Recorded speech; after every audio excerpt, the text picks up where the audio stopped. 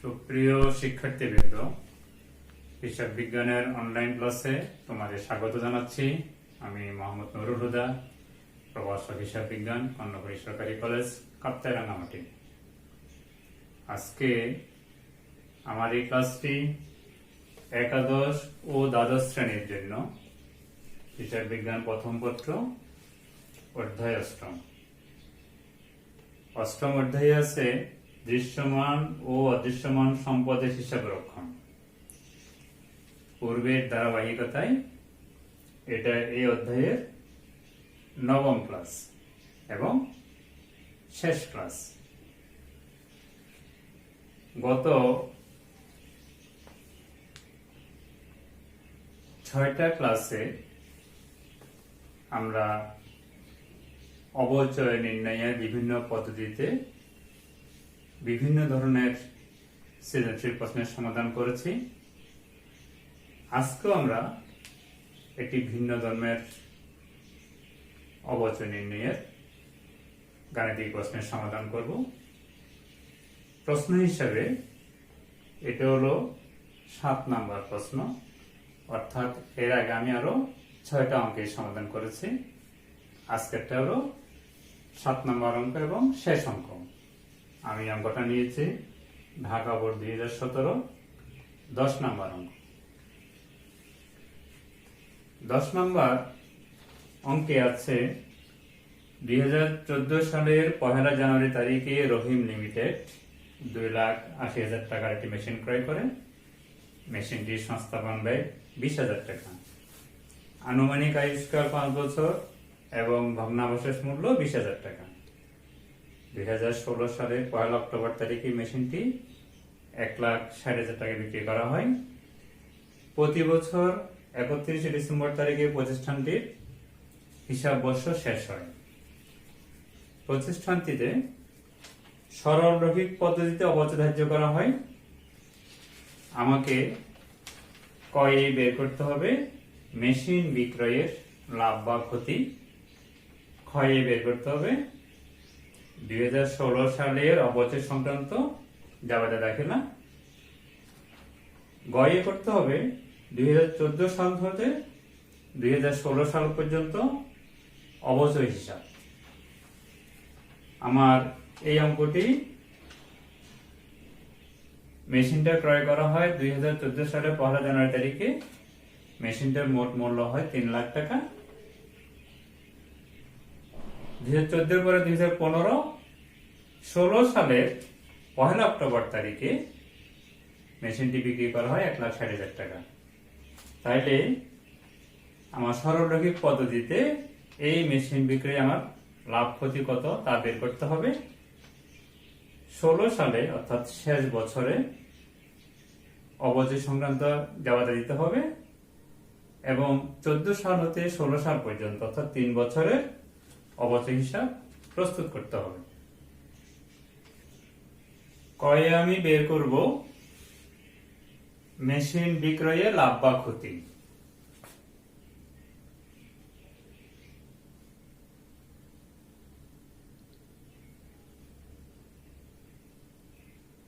Machine বিক্রয়ে লাভ বা ক্ষতি নির্ণয়।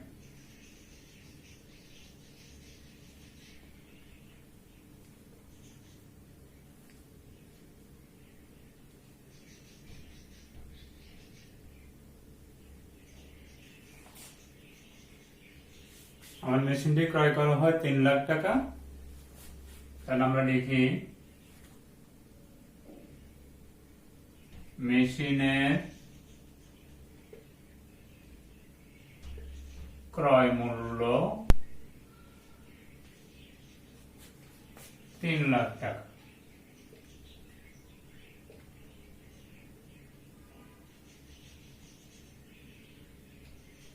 টাকা বাদ অবচয়।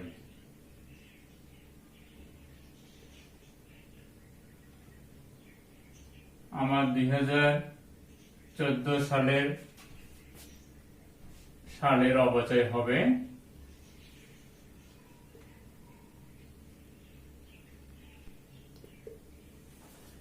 56,000 টাকা।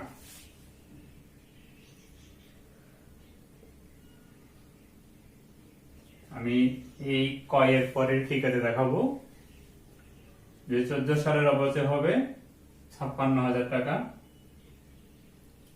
2015 সালের অবচয় হবে তাও 56,000 টাকা,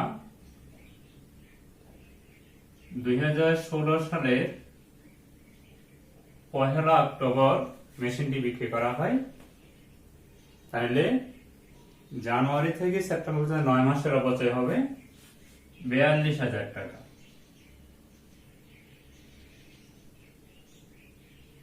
আমার যোগ করলে হবে 1,54,000 টাকা।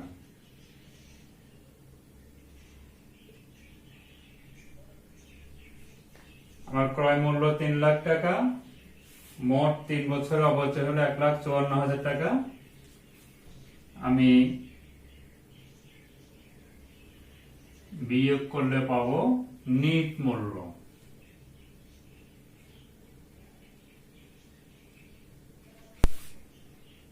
নিট মূল্য হলো আমার 1,46,000 টাকা।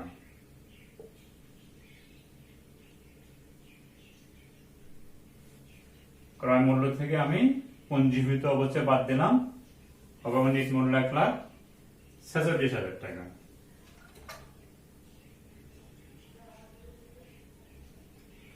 বাদ মেশিনের বিক্রয় মূল্য। মেশিনটা বিক্রি করে 1,60,000 টাকা।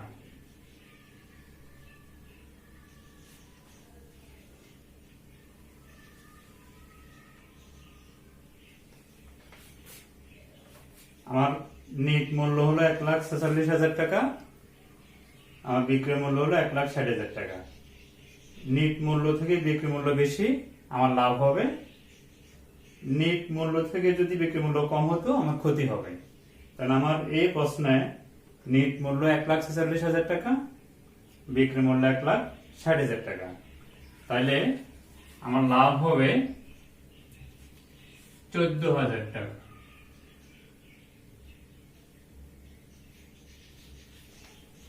এটা হলো আমার মেশিন বিক্রয়ে লাভ। আমার হেডিংটা ছিল মেশিন বিক্রয়ে লাভ বা ক্ষতি নির্ণয়। মেশিনের ক্রয় মূল্য 3 লাখ টাকা, আমার মোট অবচয় পঞ্জীবিত অবচয় হলো 1,54,000 টাকা, নিট মূল্য হলো 1,46,000 টাকা। নিট মূল্য থেকে বিক্রয় মূল্য ছোট হলে ক্ষতি হবে, নিট মূল্য থেকে যদি বিক্রয় মূল্য বড় হয় লাভ হবে।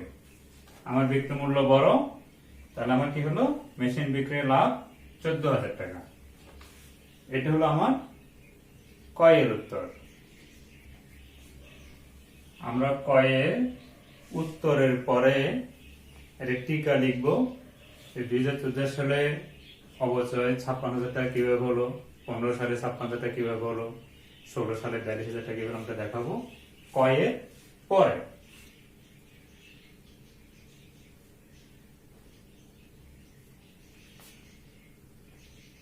$2014 সালের অবচয়। আমার ক্রয় মূল্য হলো 3 লাখ টাকা, ভগ্নাবশেষ মূল্য হলো 20,000 টাকা, আয়ুষ্কাল হলো আমার 5 বছর। আয়ুষ্কাল হলো 5 বছর। এটা হবে 56,000 টাকা।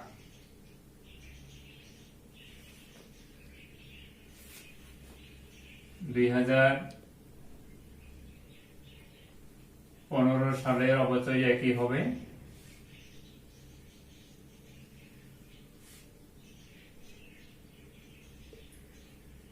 3 লাখ বিয়োগ 20,000 ভাগ 5 বছর সমান হবে 56,000 টাকা। এগুলি টাকা।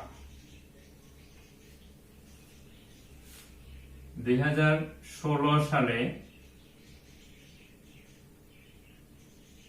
অবচয় হবে 9 মাসের। আমার 1 বছর হলো, এখান থেকে আমি বের করতে পারি 3 লাখ বিয়োগ 20,000 টাকা ভাগ 5 গুণ 9 মাসের অবচয়। 12 ভাগের 9 হবে 42,000 টাকা।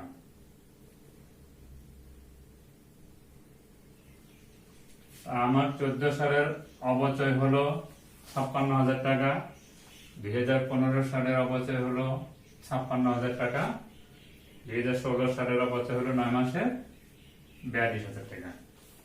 এই তিনটা অবচয় আমার ক এর উত্তরের নিচে আমি টিকা দিয়ে দেখিয়ে দিলাম। সুপ্রিয় শিক্ষার্থীবৃন্দ, আমার ক্ষয়ে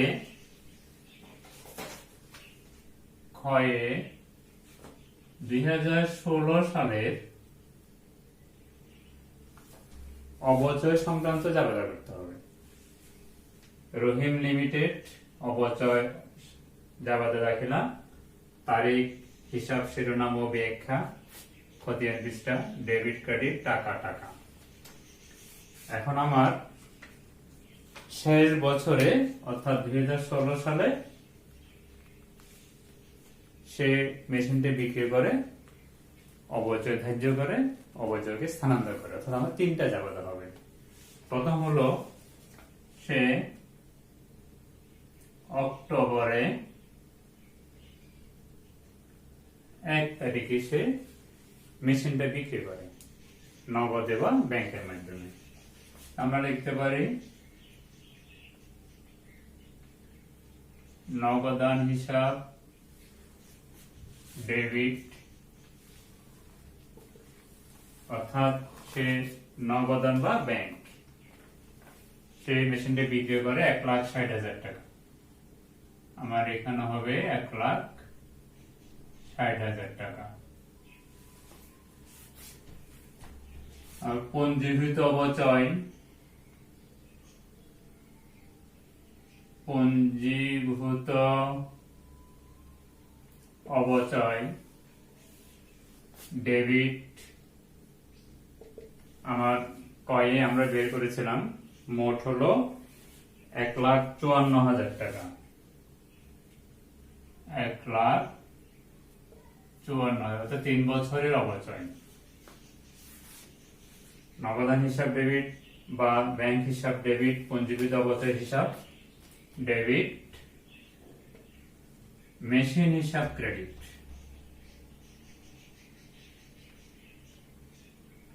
মেশিন হিসাব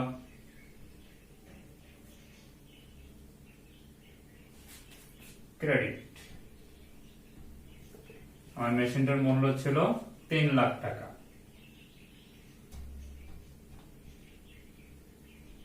3 লাখ টাকা। আমি কয়ে মেশিন বিক্রি করে পেয়েছি, লাভ পেয়েছি 14,000 টাকা। লাভটা ক্রেডিট হবে মেশিন বিক্রয়জনিত লাভ ক্রেডিট। কত টাকা? 14,000 টাকা।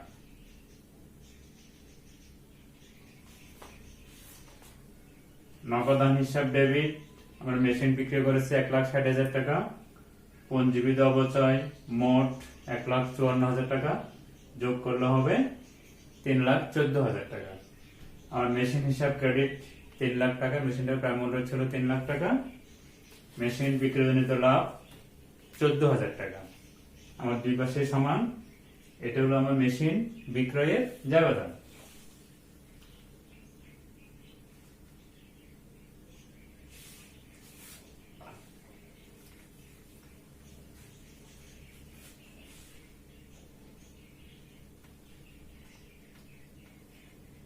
মেশিনটি বিক্রয় করা হলো। এটা হলো আমার ব্যাখ্যা। এরপরে অক্টোবরের 1 তারিখে আমি ওই মেশিনটির অবচয় ধার্য করি 42,000 টাকা। অক্টোবর 1 মেশিন অবচয় ধার্যের জাবেদা অবচয় খরচ হিসাব ডেবিট, পুঞ্জীভূত অবচয় হিসাব ক্রেডিট।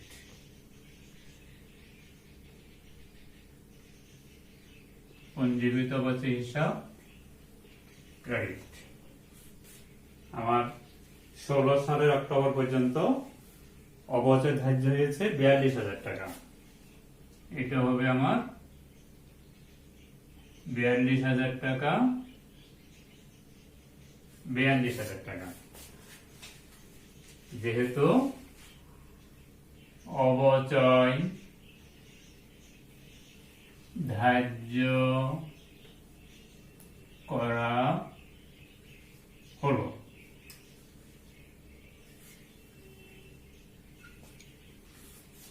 আমি আগেই বলেছিলাম 2016 সালে 3টা জাবেদা হবে। সম্পদ বিক্রয়ের জাবেদা, অবচয় ধার্যের জাবেদা, এরপর একটা জাবেদা হবে, সেটা হলো যে এই অবচয় খরচকে স্থানান্তরের জাবেদা বা এই অবচয় হিসাব বন্ধ করার জাবেদা। আমি জাবেদাটা উপরে দিই।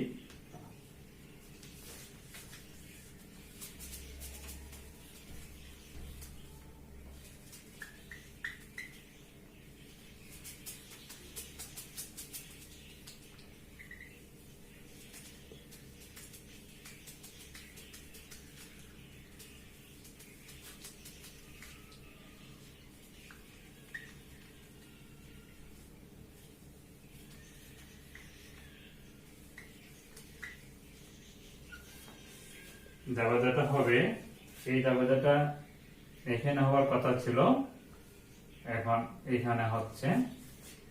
এটা হবে ডিসেম্বর 31, এই অবচয় খরচ হিসাবকে বন্ধ করা বা অবচয় খরচ হিসাবকে আয় বিবরণীতে স্থানান্তরের জাবেদা। জাবেদা হবে আয় বিবরণী ডেবিট বা আয় সারাংশ হিসাব ডেবিট, অবচয়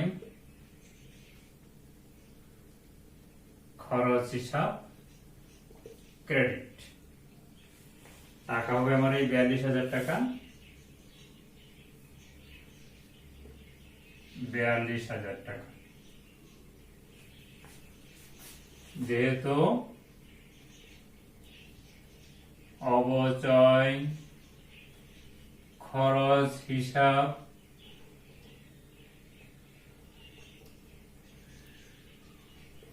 বন্ধ করা হলো বা অবচয় খরচকে আয় বিবরণীতে স্থানান্তর করা হলো, তাহলে আমার ক্ষয়ে মোট জাবেদা হবে 3টা।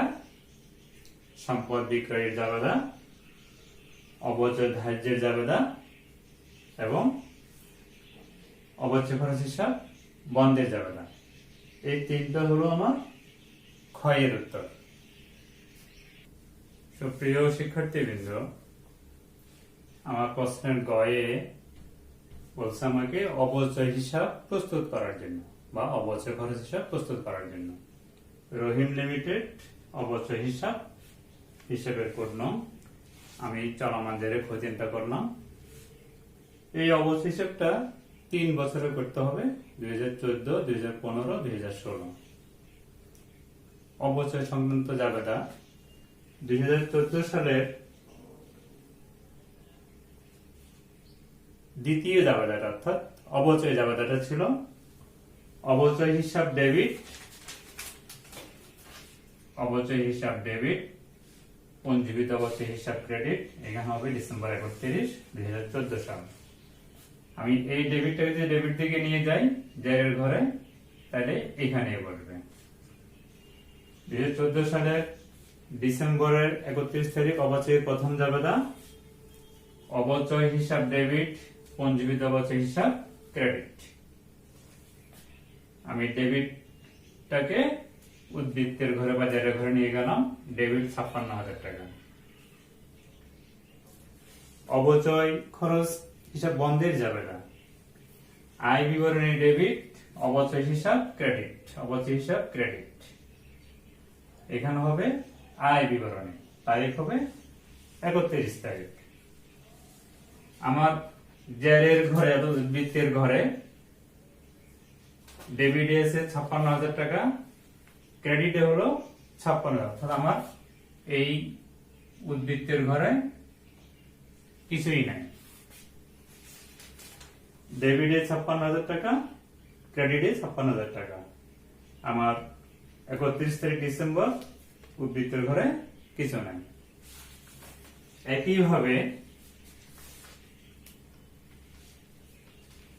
একইভাবে আমাদের 2015 সালে অবচয় জাবেদা, অবচয় হিসাব ডেবিট, পঞ্জীবিত অবচয় হিসাব ক্রেডিট 56,000 টাকা। ডেবিটকে ডেবিট দিকে নিয়ে গেলে এখানে ডেবিট হবে। এটার দ্বিতীয় জাবেদা হলো আয় বিবরণী ডেবিট, অবচয় হিসাব ক্রেডিট। আমার এখানে উদ্বৃত্তের ঘরে ডেবিটে আছে 56,000 টাকা, এখন ক্রেডিট হলো 56,000 টাকা। অর্থাৎ আমার এই উদ্বৃত্তের ঘরে জেরের ঘরে কিছুই নাই। এটা আমি টান না দিয়ে একটু দেখাই দিলাম তোমাদের বোঝার জন্য। এরপরে 16 সালের 1 অক্টোবর সে সম্পত্তি অর্থাৎ সে মেশিনটি বিক্রি করে দেয়। 16 সালের 1 অক্টোবর পর্যন্ত অর্থাৎ 30 সেপ্টেম্বর পর্যন্ত অবচয় ছিল 42,000 টাকা। জাবেদা হবে অবচয় খরচ হিসাব ডেবিট, পঞ্জীবিত অবচয় হিসাব ক্রেডিট, অক্টোবরের 1, 42,000 টাকা ডেবিট দিকে।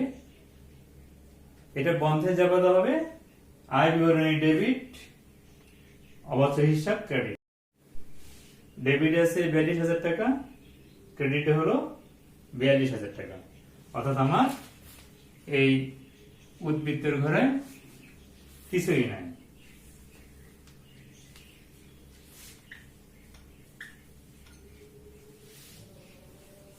সুপ্রিয় শিক্ষার্থীবৃন্দ, আমার গয়ে রহিম লিমিটেডের অবচয় হিসাব করলাম 3 বছরের, 2014 সালের, 2015 সালের, 2016 সালের।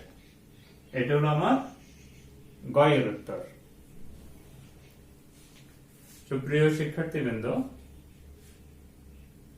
হিসাব বিজ্ঞান প্রথম পত্রের 8ম অধ্যায়ে দৃশ্যমান ও অদৃশ্যমান সম্পদের হিসাব রক্ষণ এই অধ্যায়ে আমরা আজ পর্যন্ত 7টা সৃজনশীল প্রশ্নের সমাধান করলাম। এটা ছিল এই অধ্যায়ের শেষ ক্লাস। আগামীতে আরেকটি নতুন অধ্যায় নিয়ে তোমাদের সামনে হাজির হব এই আশাবাদ ব্যক্ত করে তোমাদের সকলের সুস্বাস্থ্য দীর্ঘায়ু কামনা করে আজকের ক্লাস এখানে শেষ করছি। ধন্যবাদ সবাইকে।